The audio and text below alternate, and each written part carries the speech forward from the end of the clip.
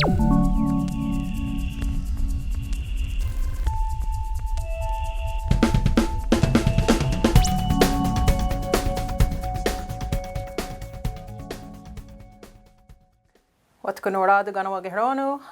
to Chiefs Uncut, Kahsennenhawe Sky-Deer. And today I wanted to cover a few topics. As you may have seen, that the Peel Street Lights project is now up, and it is a beautiful display right in downtown Montreal on Peel Street. Just wanted to give hats off to all of those who are involved in the project here from Kahnawake, our artist Kyle Williams, the Cultural Center, Lisa Phillips and Tommy Deer, as well as internally our working group consisting of Alexis Shackleton and Harry Rice. We were part of this since around the summer months, and just to see it finally up, it's really inspiring and honoring to see our clans downtown. I believe the artwork from Kyle Williams will be up probably this week. There were some delays with that, but if you do have an opportunity over the holidays, take a drive out there, take a look. You don't have to get out of your car, but they really are nice. So just again, hats off to the team.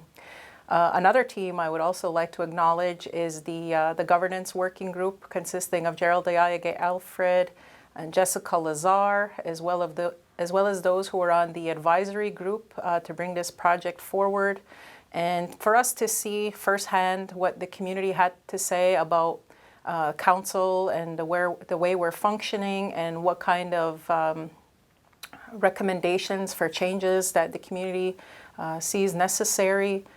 The full report was released just recently. It could be found on Kahnawake.com. There's also a condensed report. So basically, myself and Tanya Perrin as the portfolio chiefs that are on governance now, our role is to ensure that implementation of these recommendations, a lot of times people have the conception that reports are done and then they just end up on a shelf somewhere collecting dust. But our commitment is going to be that, we see these through. There are a few that will require going to the community and the community decision-making process because it involves the election law, such as the recommendation for elected chiefs to have at least a minimal high school diploma. And the other one that was recommended was to have a board experience. There's, I believe the age threshold to run for council is 21. So, I have heard some people say, well, what if, they never had a chance to run on a board? Plus, if you need to be elected, we might be limiting people, young people especially, from participating in an election if they feel, they have the skills and an ability to serve Kahnawake. Why limit them? So those would be discussions and deliberations that would have to happen in the election law, as well as the downgrading from 12 to 9 chiefs, which was already deliberated in the last amendment phase of the community decision-making process for the election law. So just to remind people is that anybody can make a submission to the Legislative Coordinating Commission if they feel that there is an amendment needed to a law. And, as we're going into 2021, we're going into an election. If, the governance portfolio will probably still be there in the new term. So if people feel that, there's changes that need to be made as a result of whatever happens in this next election, then we could make those happen. Some other ones just to mention was a code of conduct. We know it's important to have that in place. People want to have a report, an annual report on the progress of council chief, which I think is very interesting. So some kind of a report card. Anyway, I don't want to take up too much of your time with going through all of the recommendations, but they can be found, as I mentioned, on the Kahnawake.com website.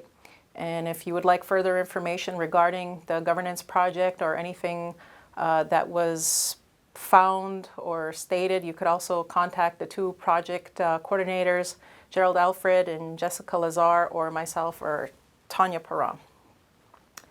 I had mentioned in the past that through the collective impact, the community wanted to see a mentorship program.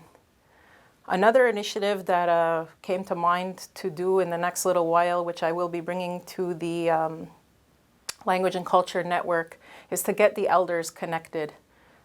We want to check all of those elders who we honored last year at the Elders Commemoration Luncheon that took place at the Knights of Columbus Hall. Those were all the first language speakers that were identified in our community.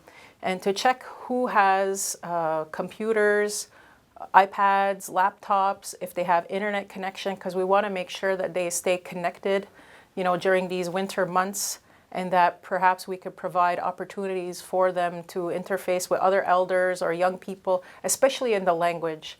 That is the direction I would like to see this initiative and project move forward.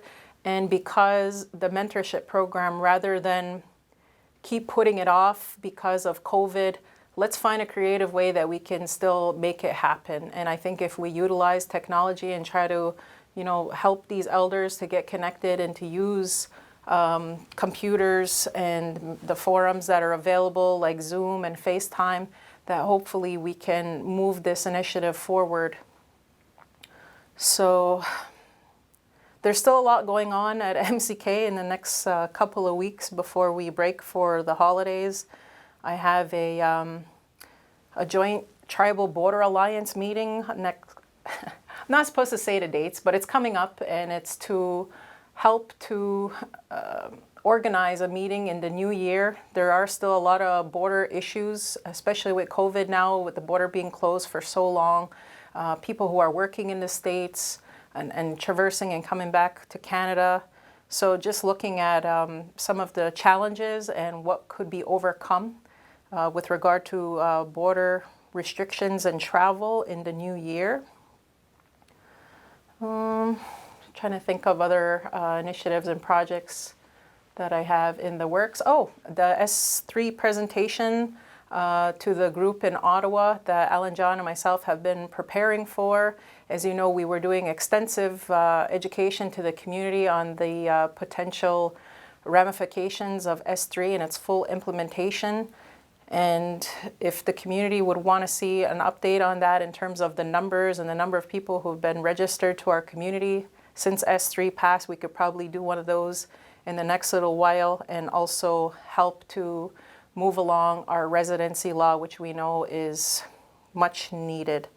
So I know that was an earful and an eyeful for you. I want to wish everybody happy holidays. Be safe, take care of yourself. I know it's difficult right now. We can't all connect with our families the way we wish we could during these times, but I'm sure you'll find a way to still stay connected and, take care of each other. So with that, Tanya Wanage, Nyawakowadzi was a wada hunsada de uwawanizarade. Onegiwahi.